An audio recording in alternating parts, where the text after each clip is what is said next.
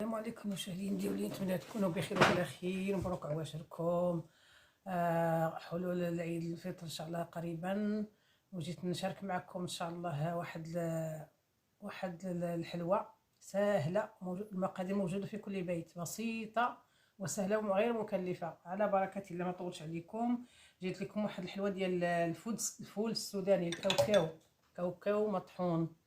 الكاوكاو هما كما كتشوفوا مهرمش، ماشي مطحون بزاف، شويه. المهم عندنا واحد شويه د الكاوكاو مطحون، خميره الحلويات، جوج بيضات، كاس سكر، ورق ديال الحلوى،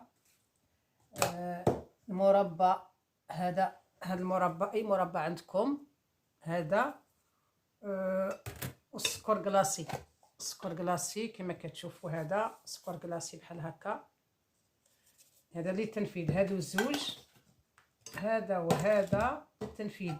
والطحين، طحين على حسب الخليط، طحين على بركة الله. غادي نبداو هنايا بيضات، جوج بيضات،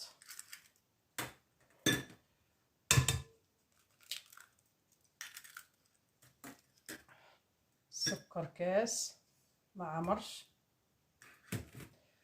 عندنا مربى، غادي نديرو جوج معالق مربى،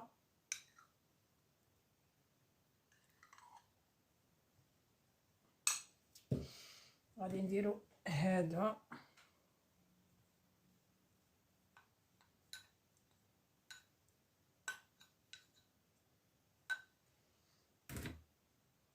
غادي نخلط كلشي.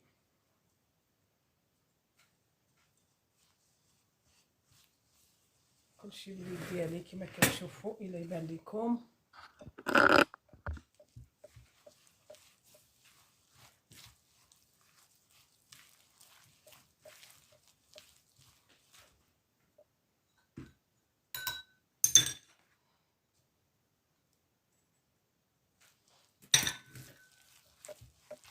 لا ما نساو هاد الخميره.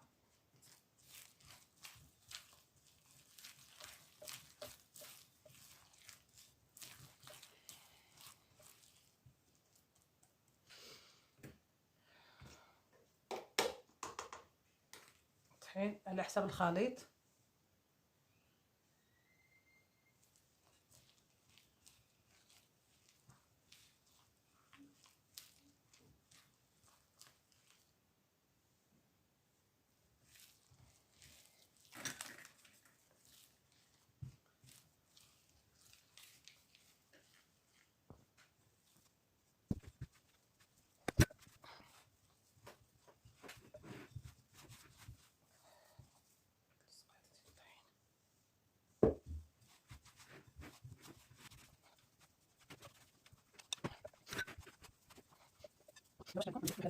زيت.